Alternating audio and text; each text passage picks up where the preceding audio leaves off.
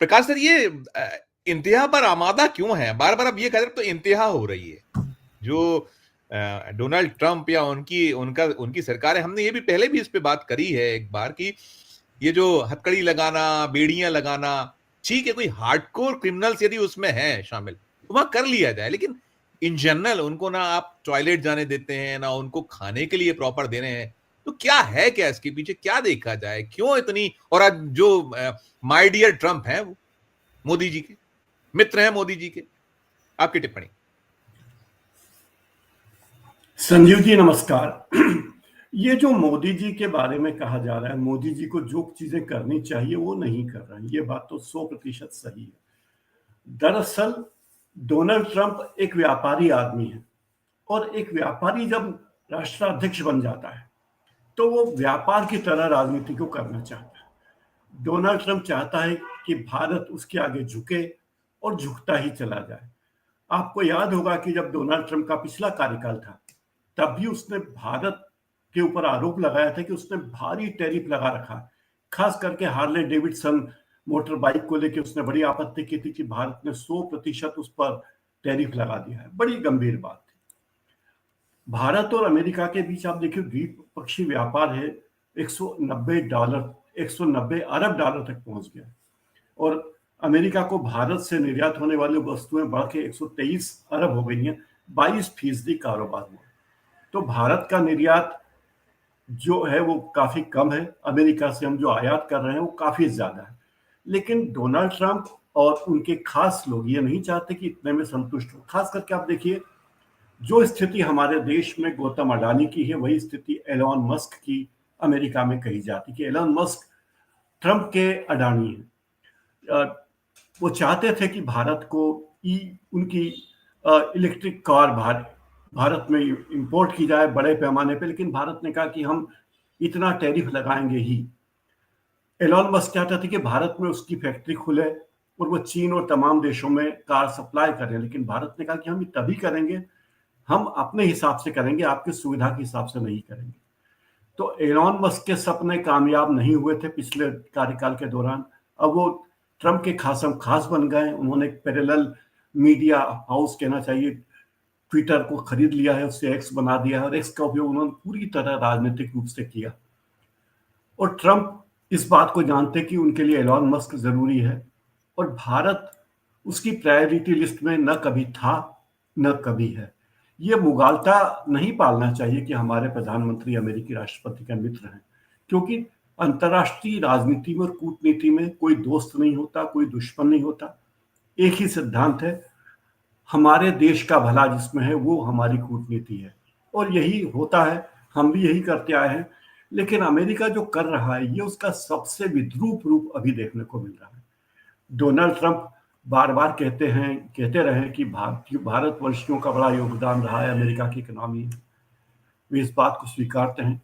लेकिन अमेरिका में सबसे ज्यादा अवैध प्रवासी किस देश के हैं? आप देखेंगे मेक्सिको के हैं, कनाडा के हैं, लेकिन वो उसके सीमावर्ती राज्य हैं, वहां वो कोई हंगामा नहीं कर सकते, कोई बात कह नहीं सकते। दूसरी बात, भारत के बहाने डोनाल्ड ट्रंप पूरी दुनिया के उन देशों को एक संदेश देना चाहते हैं कि देखिए, हम किसी को दोस्त नहीं मानते, हम किसी को दुश्मन नहीं मानते। हमारे एकमात्र हित ये है कि हमारे आर्थिक फायदे क्या है, हमारे दीर्घकालिक फायदे क्या है। इसके अलावा अमेरिका को किसी भी चीज की चिंता नहीं। अमेरिका चाहता है कि वो F-35 लड़ाकू विमान जो अब वहां भंगार जैसे हो गए हैं हमारे पास आए, हम उसे बड़ी मात्रा में 2 स्क्वाड्रन हम इंपोर्ट करें।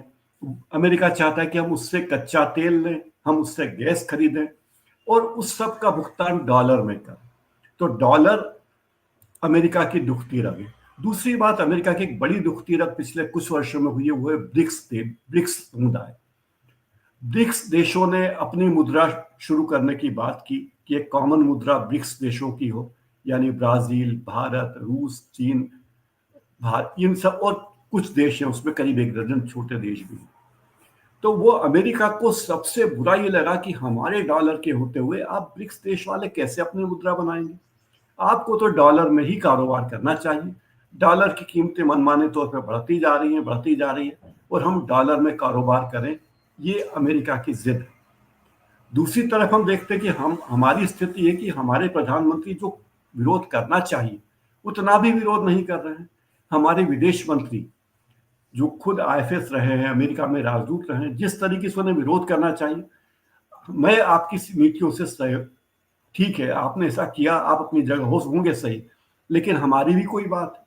इस बात को ना हमारे प्रधानमंत्री कह पा रहे हैं, ना विदेश मंत्री कह रहा है, और न वो डंके की चोट पर जोर लगाकर नहीं कह रहे कि अगर आपने ऐसा किया तो ये बहुत ही खराब होगा। हम इस बात को मानते कि अगर वो हमारे भारतीय लोग अवैध तरीके से अमेरिका में गए तो उन्हें भेज दीजिए, डिपोर्ट कर दीजिए, लेकिन इंसानियत के तरीके से कीजिए। या हम अपने विमान भेजकर जब लाखों लोगों को दूसरे देशों से बुलवा सकते हैं, यूक्रेन से और अन्य युद्धग्रस्त देशों से, तो इन्हें भी बुलवा लेते हैं, हम अपने विमान भेज देते हैं। तो ये बात कहने की हिम्मत नरेंद्र मोदी में नहीं, और ये मुझे लगता है कि सबसे बड़ी बेइज्जती का सबब बन रही है।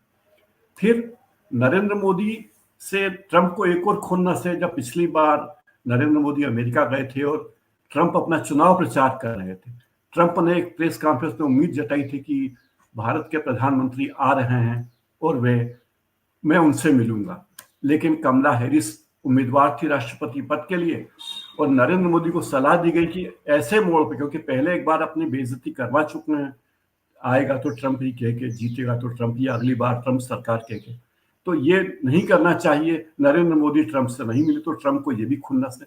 तो ये सारी खुन्नस है, व्यक्तिगत खुन्नस है, आर्थिक हित, और ट्रंप के अडानी यानी एलन मस्क के आर्थिक हित, ये सब चीजें मिलकर बहुत इकट्ठी हो गई हैं। और ट्रंप भारत के बहाने पूरी दुनिया को संदेश देना चाहता है कि देखिए अमेरिका से उलझने का तरीका क्या है, हम ये कर सकते हैं, हम वो कर सकते हैं, क्योंकि हमारा डॉलर सबसे मजबूत है, तमाम शेयर मार्केट का जो 70% से ज्यादा हिस्सा हमारा है, हम कितना दुनिया को कंट्रोल कर रहे हैं, और हमारे पास जो इफरात में तेल है, इफरात में कच्चा तेल है, गैस है, वो आप खरीदो। आप क्यों भारत दर्जन भर से ज्यादा देशों से तेल इंपोर्ट कर रहा है, क्योंकि भारत किसी एक देश पर निर्भर रहना नहीं चाहता। तो ये सारी बातें अमेरिका को पसंद नहीं, लेकिन हमारे प्रधानमंत्री को चाहिए खुलकर कहें कि ट्रंप साहब ये नहीं चलेगा।